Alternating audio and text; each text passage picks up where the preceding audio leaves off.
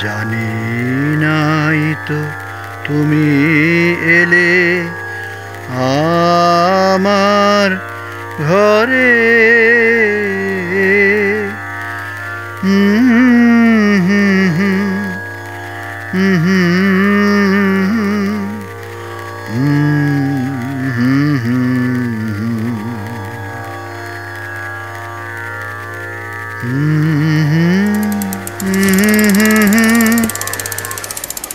দিদি সারাই, দিদি সারাই, শুনে যাও, শুনে যাও। বাপের গিয়া কইও এই মাস খাবারে 2 মাস হইব, আর দেশ হয় না। হ্যাঁ কইও। পূজা আইলে আইজো মনে হয় ঠান্দি কেমন গুড় পাকাইয়া পাকাইয়া নারকলের লাড়ু বানাইতো।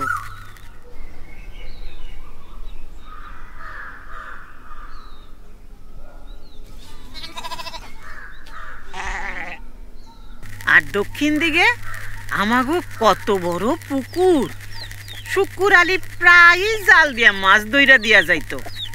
পুডি, ট্যাংরা, ইসা, সাফিলা, কাসকি, কত ছোট মাছ।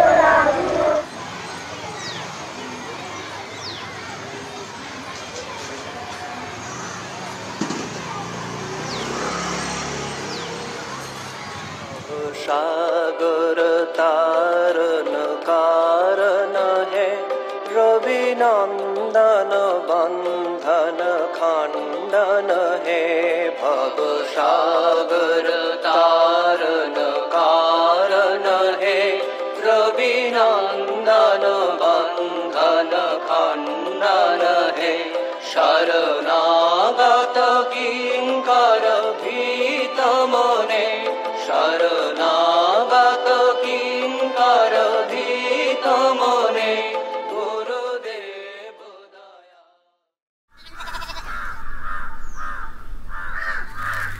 দেশটা যে কবে এক কাপড়ে ছাইরা আইছিলাম মনে হইলে আইজো পরান্ডা কুহু কইরা কান্দে।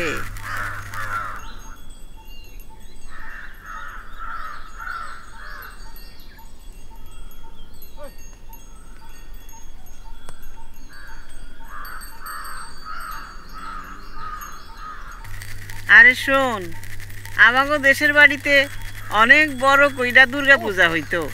গ্রামের বেবাক মানুষ আইতো পূজায়, খাওয়া দাওয়া করতো, কত আনন্দ হইতো।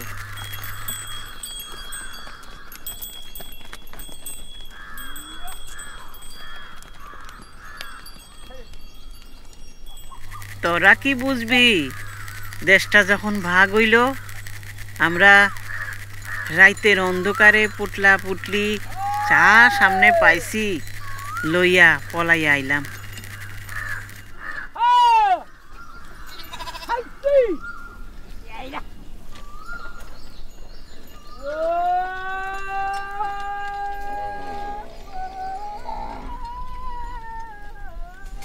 আমাগো বাড়ি 2টা গরু আসলো।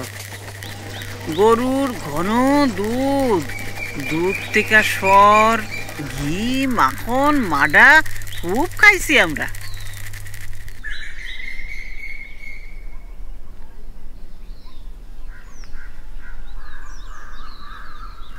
আমাগো বাড়ির পশ্চিম দিকের ক্ষেতে কত রকমের শাক সবজি, লাউ, কুমড়া, ডাটা, পটল, ঝিঙা ভর্তি, বাজার যাওয়ান লাগতো না। জানিস আমাদের বাড়িটা না দোতলা উঠে গেছে, আর গীতার ছেলেটা সে তখন হাঁটছে, খুব লাফাই ঝাপাই, খুব খেলি না। বাবা লাইফটা একেবারে হেল করে ছেড়ে দিয়েছে, যখন তখন দোতলা সিঁড়ি বেয়ে ওপরে উঠে যায় একা একা, বাচ্চাটার এমন একটা প্রাণ হয়েছে না রে, সব সময় হই হুল্লোড় করে। এই দোতলার সিঁড়ি বেয়ে ওপরে ওঠার হচ্ছে কি একটা ইচ্ছে না। দাদা আমি কিন্তু নাচতে চেয়েছিলাম।